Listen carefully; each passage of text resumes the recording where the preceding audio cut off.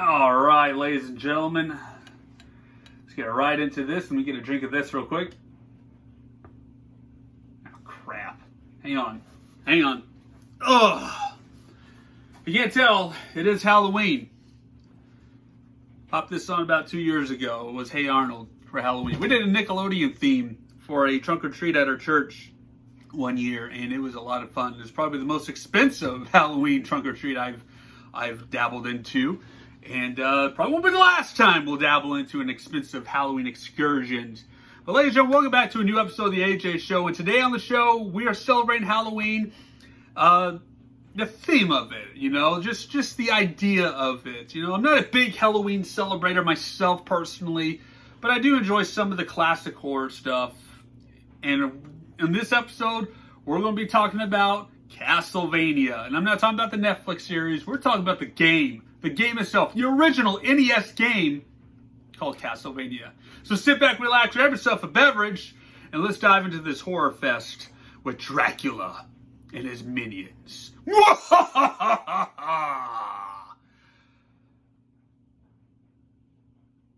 it.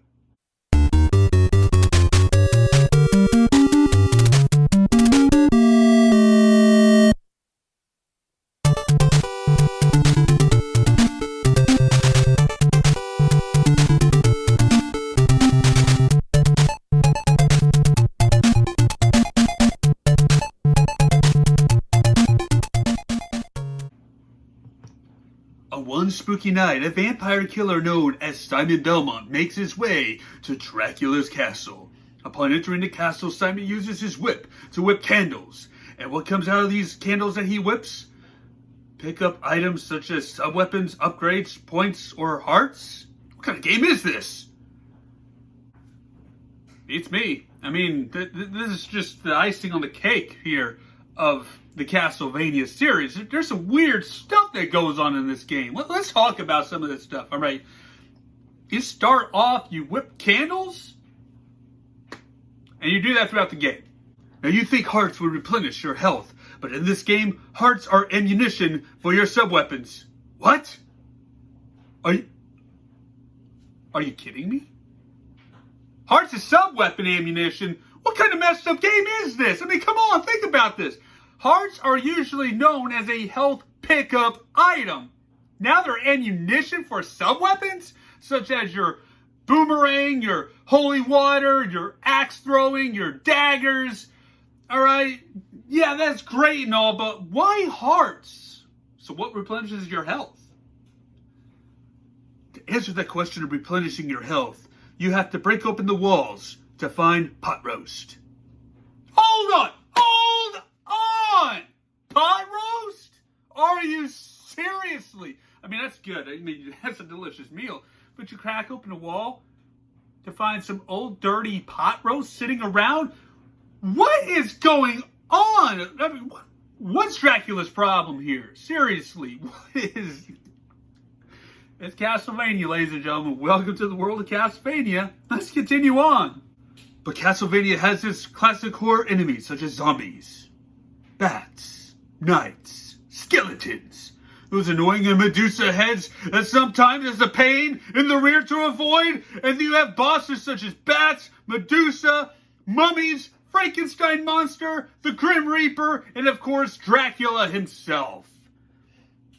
Now, why is there no footage of the Grim Reaper or Dracula? Because this game is difficult. It is so difficult. I mean, seriously difficult. And what makes this game difficult? Enemy placements and knockbacks. Good old classic video game knockback. When you get hit, you gravitate to the nearest hole. It took me some time. It took me some time to finally defeat the Frankenstein monster, and I guess little Igor with him. And what sucks is you have to face not one, not two, but three dragon-like heads before you even get a shot at the boss. And my goodness, the enemy projectile is so annoying when it comes to that stuff. So simply put, where does this game end for me? Where does Castlevania end for me personally? Well, it ends at the 5th level where the Grim Reaper is at, all right? I never made it to the Grim Reaper. I never even made it to past the 2nd staircase. Because those hunchbacks, those skeletons throwing bones at you is going to get you deader faster than, I don't know.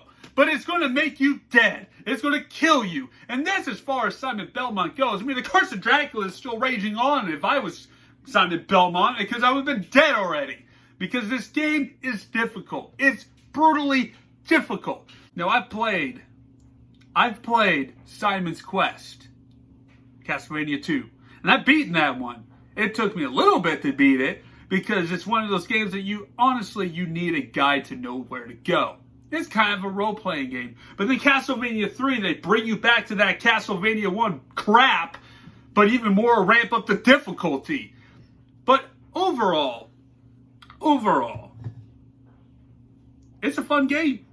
As much as I rant about the frustrations of Castlevania, and maybe one day I'll get there. I mean, it took me some time to beat the Frankenstein monster. It took me some time to even get to the mummies.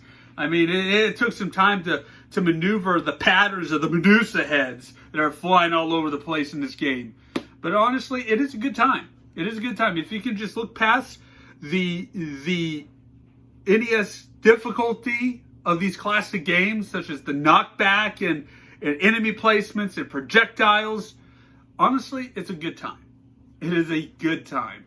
And it is one of the best games to play. I mean, it's classic NES style. It is Castlevania at its finest. And the first time I ever dabbled into this game was on an emulator on the computer. Yeah, try playing with a keyboard with this game. That's hard. That's really hard. But that's it right there, ladies and gentlemen. That's all there is to it. Castlevania is a fun series to play. I've played through Castlevania, the NES, Simon's Quest, Castlevania 3, Super Castlevania, Bloodlines, Symphony of the Night. I've played them. They're fun. They're a good time. Go check out a Castlevania game this Halloween season. And with that being said, I'm AJ, and thank you for watching, and happy Halloween.